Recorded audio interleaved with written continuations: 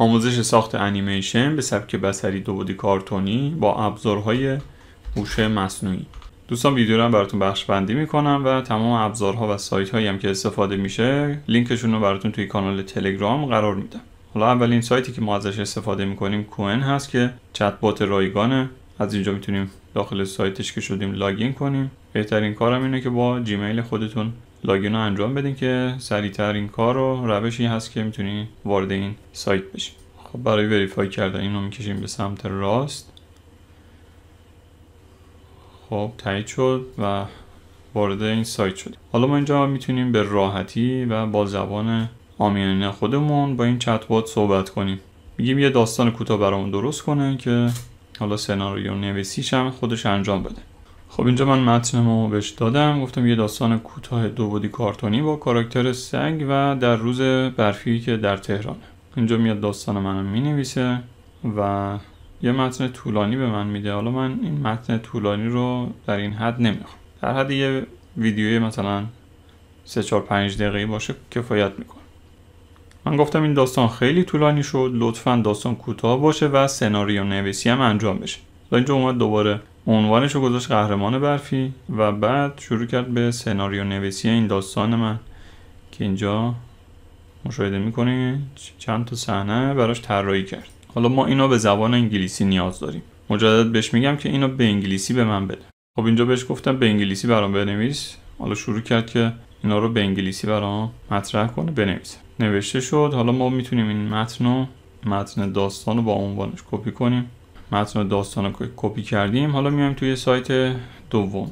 خب سایت فوکال ML که سایت واقعا خوبیه برای داستان نویسی، سناریو نویسی یا انیمیشن های داستانی استفاده کنین، چیز خوبیه. اینجا گت استارت ما میزنیم و مجدد از جیمیلمون استفاده میکنیم که بتونیم لاگین کنیم.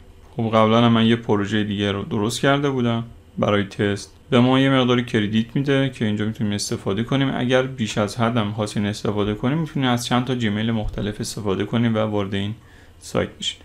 خب اینجا ما نیو پروژکت رو میزنیم، یه پروژه جدید برامون ساخته بشه. تو این صفحه که اومده اون متنی که کپی کردیم و بهش میدیم و اینجا این گزینه انگلیش رو کلیک میکنیم. در حال ساختن جنریت میشه. یه بار خودش بازخونی میکنه و مجدد این متن‌ها رو بازنویسی میکنه. این کار که انجام شد اینجا میتونیم کانتینیو رو بزنیم. خب حالا کانتینیو رو میزنیم. اینجا میتونیم استایل مورد نظر رو انتخاب کنیم که مثلا به سبک 1980 کارتونی باشه. اینجا استایل رو انتخاب میکنیم. در حال ساختن کاراکتر یا لوکیشنه. اگر حالا لوکیشن خاصی هم مد نظرتون بود اینجا میتونین اضافه کنین. گزینه نیو رو میزنید. حالا کاراکتر، لوکیشن، آیتم یا هر مورد دیگه اینجا قید شده رو میتونین خودتون اینجا اضافه کنین. و اگر خواستین ویدیوتون برای یوتیوب درست کنین که به صورت ویدیوهای بلند باشه لندسکیپ انتخاب میکنین. اگرم برای شورت ویدیوها یا ریلز های اینستاگرام خواستین بسازین اینجا حالت پورتریت رو انتخاب میکنین. اگرم خواستین کپشن زیرش اضافه بشه اینجا میذارین روی حالت استاندارد. اگرم خواستین که خالی باشه میذارین روی نان. پس اینجا لندسکیپ رو ما انتخاب میکنیم. حالا استایلش هم روی کارتون میذاریم یا اگر طرح دیگه خودتون خواستین مثلا انیمیشن نسازین یا ویدیوی واقعی بسازین، دوستانی که دانستنی درست میکنن، دوستانی که مثلا داستانهای واقعی میخوان تعریف کنن میتونن از طرحهای دیگه استفاده کنن. خب این کار که انجام دادیم لندسکیپ بدون کپشن با این موارد کریت پروژکت رو میزنیم. اینجا قسمت بندی میکنه اون طرح ما رو و روی هر کدوم که بریم اون داستان ما رو با متنی که آورده یه تصویری هم میاره و میسازه. که الان اینجا گفته کنترل کی رو بزن که من برات جنریتش کنم. خب اینجا جنریت رو میزنیم. در حال آماده کردن تصویره. یه تایمی طول میکشه تا آنالیز بشه و کارش انجام بده. خب اینجا قسمت بندی کرد، طرح رو برای من ساخت. اگر حالا من خواستم مثلا توی این تصویر یا توی این طرح توی این متن تغییر ایجاد بشه میتونم روش کلیک کنم، تغییرم رو بنویسم، کم و کسری رو بزنم و اینجا تغییرات رو اعمال کنم. خب اینجا تصویر اومد، متن اومد. از این سمت هم باز میتونین این کار رو انجام بدین. روی هر قسمتی که خواستین تغییر ایجاد بشه روش کلیک میکنین. اینجا میتونین تغییرات رو ایجاد کنین. مثلا حالا یه متنی رو مینویسین یا لوکیشن رو میخواین تغییر بدین، اونو تغییر میدید. جنریت ایمیج رو میزنین، دوباره براتون یه تصویر جدیدی رو میسازه.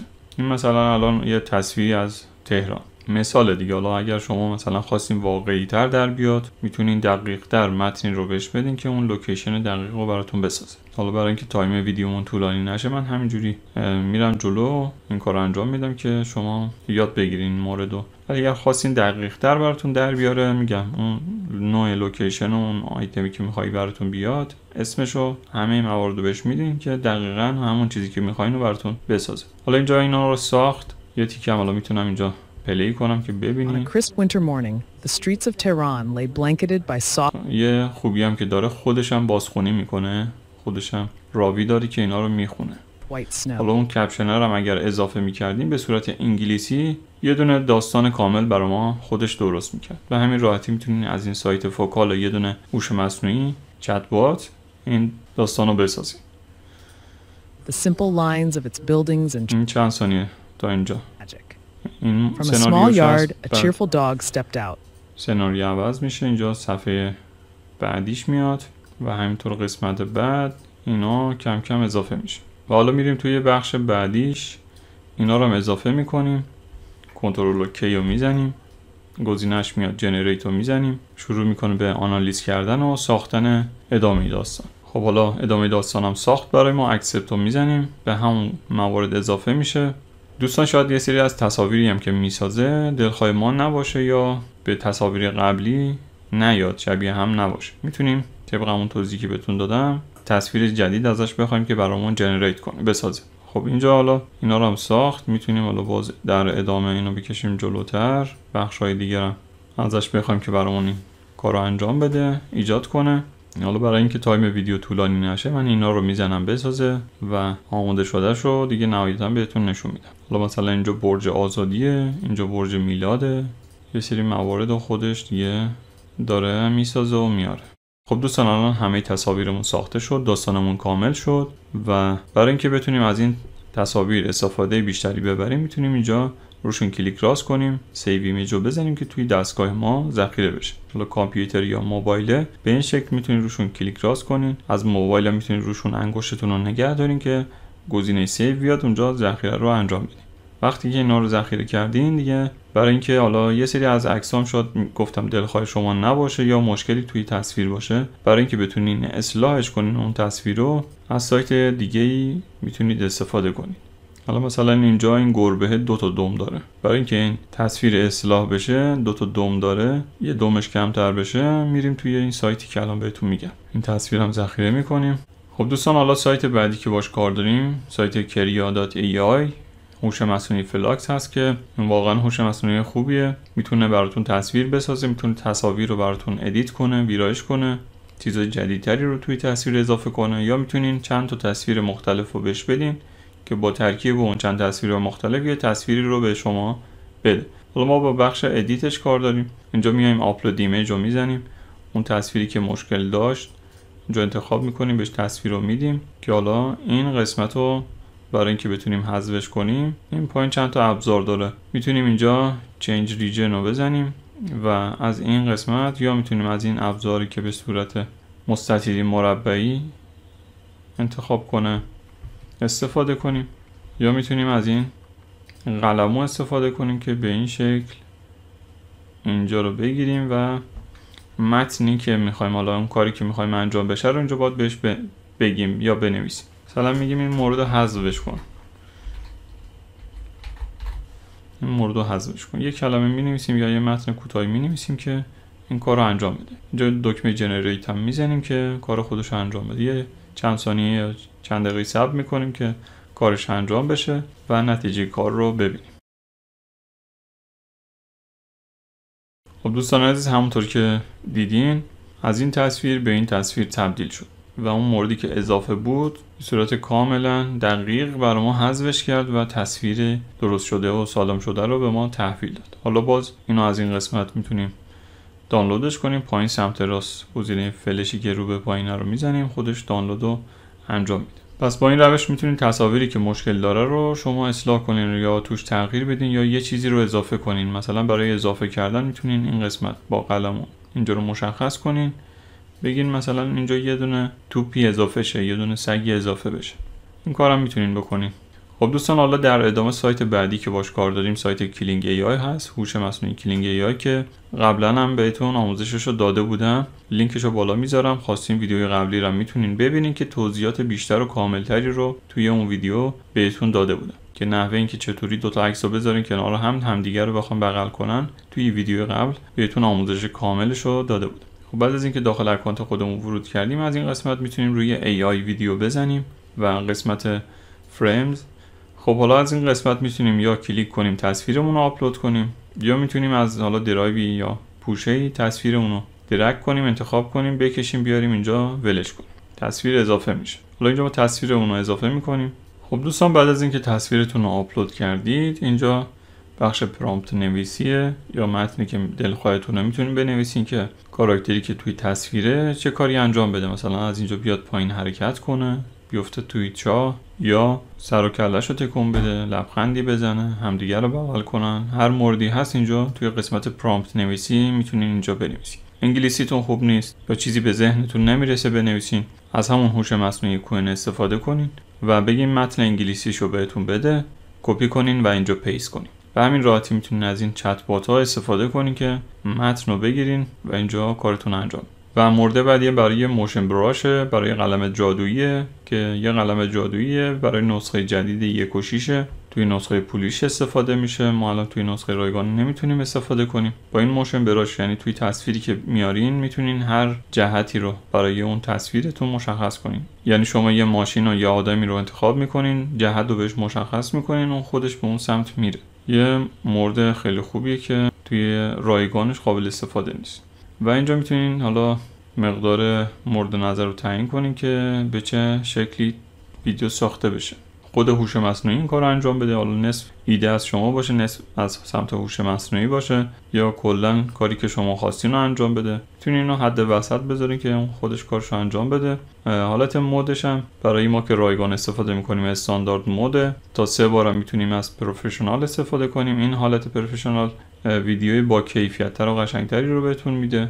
استاندارد هم که حالت رایگانشه دیگه، تا 3 بار میتونیم اینو استفاده کنیم، ولی حالا ما میذاریم روی استاندارد. تایم ویدیوتون رو میتونین تعیین کنین، 5 ثانیه 10 ثانیه باشه که حالا ما روی 5 ثانیه میذاریم. 10 ثانیه باشه کردیت بیشتری میگیره، 40 تا میگیره، 5 ثانیه 20 تا میگیره. اینجا میتونید زاویه دوربین رو تعیین کنین که اینم باز توی نسخه پولیش قابل استفاده است، نسخه 1.6 یا 1.5. جزئیات پرامپتی بیشتری رو میتونین بدی که مثلا یه چیزی رو براتون اضافه کنه یا کمش کنه. اینجا میتونین قسمت نگاتیو پرامپت اضافه کنین و از اینجا میتونین جنریت رو بزنین که اون فیلم شما رو بسازه. مثلا من این فیلم رو توی ویدیو قبل ساخته بودم و آموزشش رو بهتون دادم.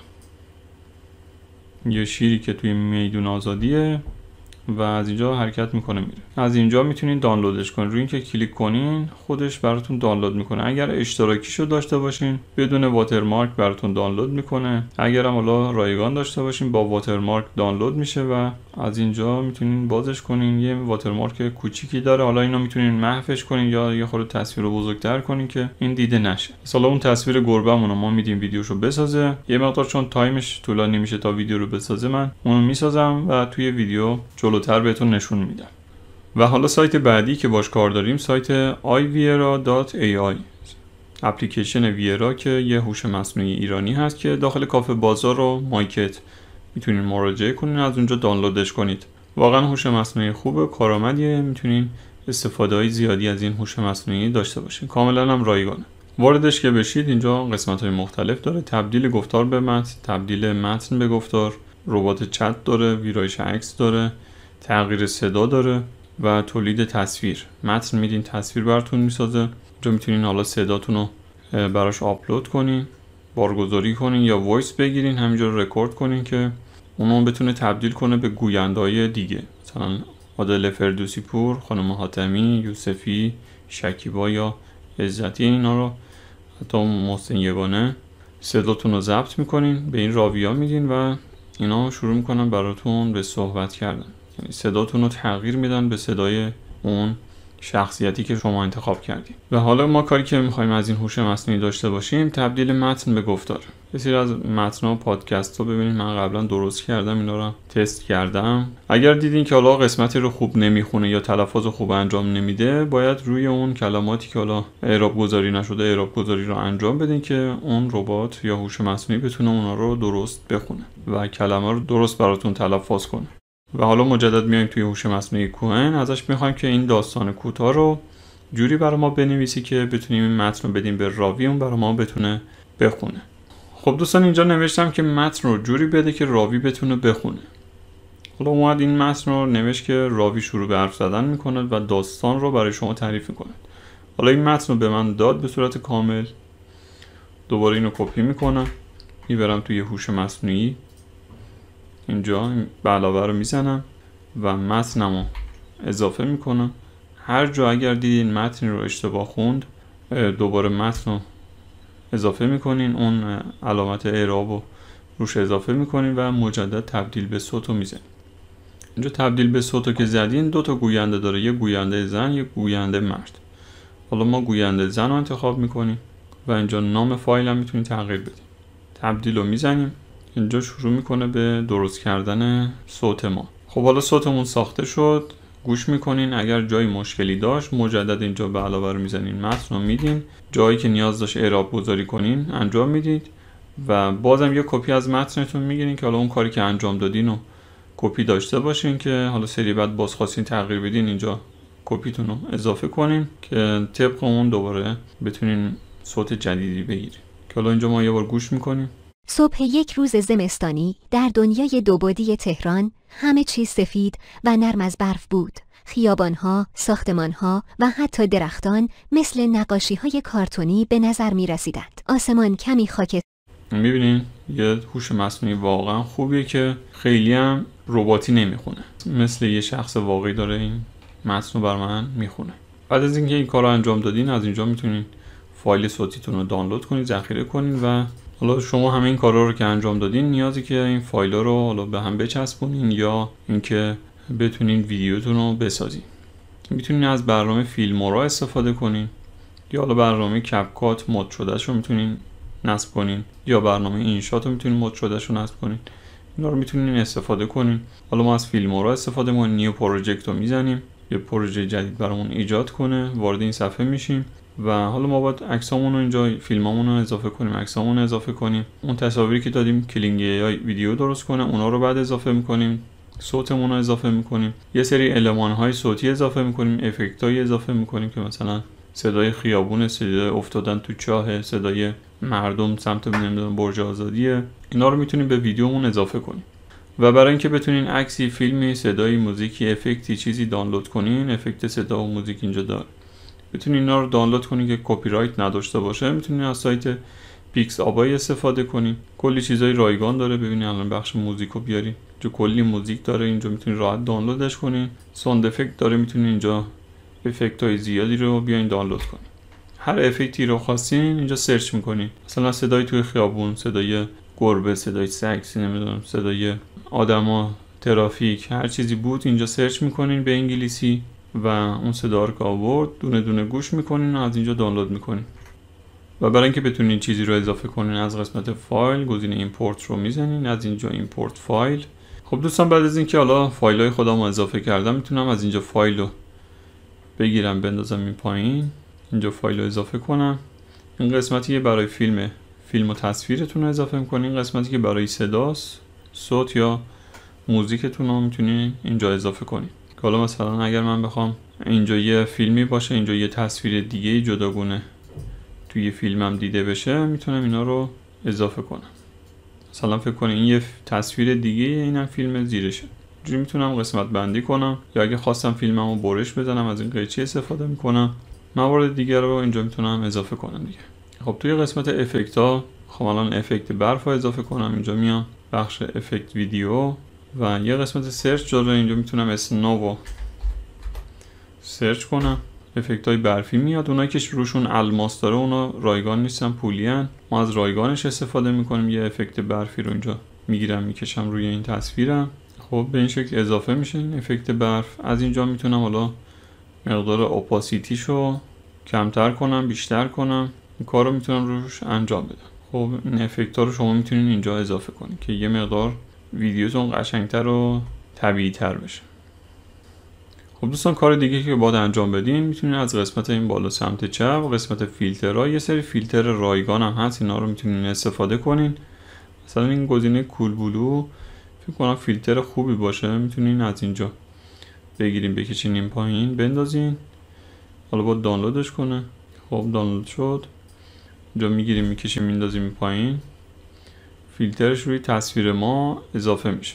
برای اینکه بخواد کل ویدیو یکسان باشه میتونین این فیلتر رو تا آخرین تایم ویدیوتون بکشین و با هم دیگه یکسان کنین که این فیلتر برای همه ویدیوها یا عکس‌هایی که اضافه کردین اعمال بشه. و دوستان نسخه جدیدتر این فیلم رو که دانلود کنین یه سری گزینه‌ام اینجا داره، یعنی شما این افکت برف رو که میذارین گزینه داره که مثلا این برف به صورت آرومتر از بالا بیاد پایین، یعنی شدتش کمتر بشه، اسلوتر بارندگی برف انجام بشه. یا مثلا میتونین این فیلترها رو تنظیماتی روش اعمال کنین. این فیلتر مثلا کول بلو رو من انداختم، میتونم مثلا شدتش رو بیشتر کنم کمتر کنم. روی هر فیلتری که برم ستینگ خاص خودشو داره، ولی الان اینجا توی این ورژن قدیمیش به من نشون نمیده، فقط اپاسیتی داره که میتونم اون اپاسیتی رو کم و زیاد کنم. ولی گفتم ورژن جدیدترش رو که بگیرین، نسخه مد شدهش رو بگیرین، کلی جزئیات بیشتری رو براتون داره. شاید الان همه اینا توی مد شدهش باز باشه. بعد از اینکه کارتون انجام شد از بالا سمت راست اکسپورت رو بزنید، کریت ویدیو رو بزنید. این صفحه که براتون باز شد اینجا میتونین اسم فایلتون انتخاب کنین، چیزای دیگر دست نمیزنین. رزولوشن رو روی 1920 در 1080 میذارین که سایز ویدیوهای یوتیوب باشه. فریم ریتش یا FPS هم روی 30 تا میذارین یا 24 تا میذارین که زیاد سنگین نشه فایلتون. و در نهایت اینجا اکسپورت رو میزنین که فایل شما ساخته باشه و ایجاد بشه. حالا میریم کار نهایی رو هم بهتون نشون میدم. صبح یک روز زمستانی تهران سفید و نرم از برف بود. خیابانها، ساختمانها و حتی درختان مثل نقاشی‌های کارتونی به نظر می رسیدند. آسمان کمی خاکستری بود و برف به آرامی از آسمان می بارید. در این میان یک سگ کوچک با دستمال قرمز دوره گردن از حیاط کوچک خود بیرون پرید. او بوی هوای برفی را کشید و گفت: واو چه هوایی! امروز کل تهران مثل یک نقاشی کارتونی شده.